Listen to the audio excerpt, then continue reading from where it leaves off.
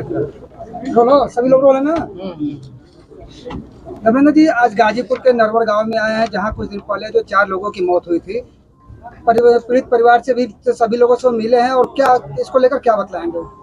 बहुत हृदय विदारक, और मैं समझता हूँ ये घटना केवल इस गांव के लोगों के लिए नहीं या उन परिवारों के लिए नहीं, बल्कि जिस किसी ने भी इस घटना को सुना है, लोग हृदय से हिल गए हैं।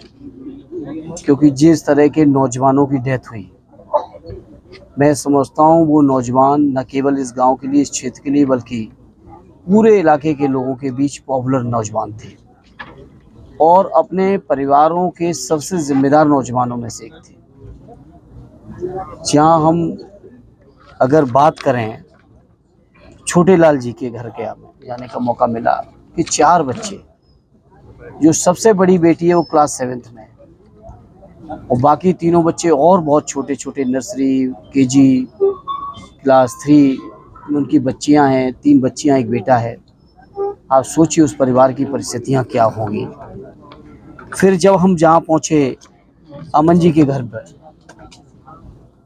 अपने परिवार के, अपनी पीढ़ी का एकमात्र चिराग, जो 2 भाइयों के बीच में, पिता और चाचा के बीच में अकेला नौजवान, पूरे परिवार की उम्मीद और आशा जिस नौजवान पे टिकी हो, आज वो हमारे आपके बीच में नहीं है। आप सोचिए उस परिवार की पोजीशन क्या होगी।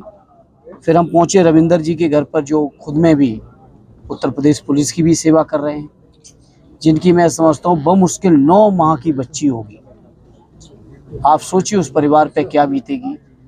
और अकेले रविंदर ही नहीं, उनके दूसरे भाई अजय, वो भी इस दुर्घटना के शिकार हुए।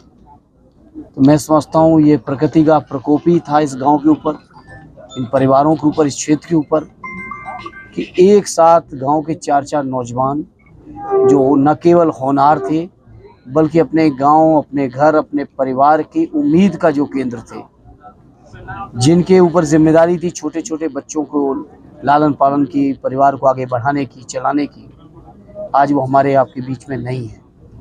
मैं समझता हूँ बहुत दुर्भाग्यपूर्ण घटना है।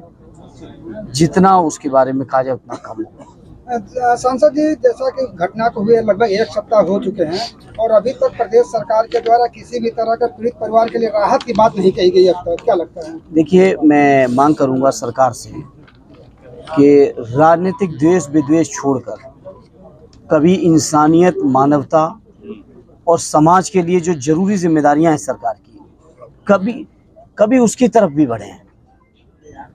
कोई मामूली बात नहीं है। पूरे पूरे परिवार उजड़ गए, लोगों की उम्मीदों के केंद्र थे वो चले गए, और परिवार, मुझे लगता है इसमें भी सौतेला व्यवहार कर रही है। जिस तरीके की अभी हम और आप जहाँ बैठे हैं, बगल की घटना है, जो नॉर्म होनी चाहिए हाई टेंशन लाइन के, सड़क से जितनी ऊंचाई पर होनी चाहिए, क्या वो है? आप सब देख रहे हैं, जान रहे हैं। और फिर जिस तरीके का उस दिन तूफान आया, आंधी आई, और झंडा जाके हाई टेंशन लाइन में लड़ा जाके, जो नौजवान झंडा गाड़ने चाह रहे थे, उन नौजवानों की आज हमारे आपके बीच नहीं है। तो कम से कम सरकार को इन परिवारों को जिम्मेदारी उठानी चाहिए, और प्रत्येक मृतक परिवार को कम से कम 1 करोड़ रुपए का सहयोग देना चाहिए, जिससे कम से कम उनके बच्चे, उनके परिवार के जो बाकी लोग हैं, जो इनकी जिम्मेदारी उनके ऊपर थी, कम से कम वो लोग जीवन बेहतर जी सकें। ये जिम्मेदारी सरकार की बनती है। ऐसे में क्या कारण लगता है कि अभी तक जो है इस तरह की कोई राहत की बात नहीं हो रही? अब ये तो सरकार में बैठे लोग बताएंगे, हम तो उनसे अनुरोध ही कर सकते हैं। राजनीति करने के बहुत सारे मौके आएंगे, कर लें, लेकिन कम से कम इस समय संवेदनाओं के साथ जो जिम्मेदारी बनती है उस जिम्मेदारी को निभाएं। नेताजी, अभी आप परिजनों से मिले हैं, परिजनों से किस तरह की बातें हुई है, क्या बातें हुई? अब आप समझ सकते हो इस माहौल में परिजन क्या है, किस माहौल में और किन परिस्थितियों में होंगे,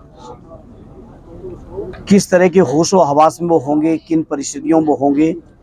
ये बात तो मैं समझता हूँ हर संवेदनशील व्यक्ति ही समझ सकता है। इसलिए मैं कह सकता हूँ कि परिजन लोग इस समय बहुत ज़रूरत में हैं, परेशानी में हैं। उन्हें मनोबल की ज़रूरत है, उन्हें लोगों के समर्थन की ज़रूरत है, संबल की ज़रूरत है, और सरकार को जिम्मेदारी निभानी चाहिए इन सब चीज़ों की। समाज में तो लोग निभा ही रहे हैं, क्षेत्र के लोग निभा रहे हैं, लेकिन सरकार कोई जिम्मेदारी नहीं निभा रही है। हालत ये है कि जो नौजवान घायल हैं, जो जीवित हैं, उनके भी इलाज को नहीं करवा रही सरकार। घायलों का भी इलाज नहीं करा रही, मुआवजा के नाम पे कुछ भी नहीं दिया, जबकि ये प्राकृतिक आपदा है। प्राकृतिक आपदा है और प्राकृतिक आपदा किस तरह से पूरे देश के अलग अलग इलाकों में आंधी आए, तूफान आए, जहाज भी जाके जमीनों से लड़ गए, उस दिन की ये घटना है। तो मैं समझता हूँ सरकार को जिम्मेदारी उठानी चाहिए, और सरकार जिम्मेदारी नहीं उठाती है तो ये उसकी मर्जी है, लेकिन हम लोग मांग कर सकते हैं और मांग करें। और मैं समाजवादी पार्टी की ओर से अपने नेता आदरणीय अखिलेश यादव जी और अपने पूरे गाजीपुर के स्थानीय समाजवादी साथियों की तरफ से कह सकता हूँ कि इस पूरी समाजवादी पार्टी इस परिवार के साथ, गांव के साथ, जिस भी हालत में है हम लोग साथ हैं। सांसद जी, अगर राजनीति की बात किया जाए तो आज जो है मायावती जी अपना सरकारी बंगला छोड़ रही हैं, आखिर इसके पीछे क्या कारण है और क्या अब ये तो लगता है वही बता सकती है, इसमें हम कैसे बता सकते हैं वो क्यों छोड़ रही है, बात को मैं कैसे बता सकता हूँ। इसके अलावा आनंदीबेन पटेल जो राज्यपाल है, वो उनका ये कहना है कि यूपी में जो कानून व्यवस्था है वो 100% सुरक्षित नहीं है। मुझे संतुष्टि है कि कम से कम गवर्नर साहब स्वीकार कर रहे हैं, और गवर्नर साहब की इसी रिपोर्ट को जानी चाहिए केंद्र की सरकार तक। और जैसे ही पिछली सरकार में केंद्र सरकार बड़ा सख्त थी कानून व्यवस्था को लेकर उत्तर प्रदेश में, जब आदरणीय अखिलेश यादव जी थे, गवर्नर साहब की रिपोर्ट को बहुत संज्ञान लिया जाता था। मैं समझता हूँ इस सरकार को भी लेनी चाहिए, और इस बात को आदरणीय अखिलेश यादव जी तो हर मौके पे कहे हैं कि कानून व्यवस्था ध्वस्त है, किसी तरह की कोई कानून व्यवस्था नहीं। सबसे ज़्यादा कस्टोडियल डेथ अगर कहीं है तो आपके उत्तर प्रदेश के अंदर है, सबसे ज़्यादा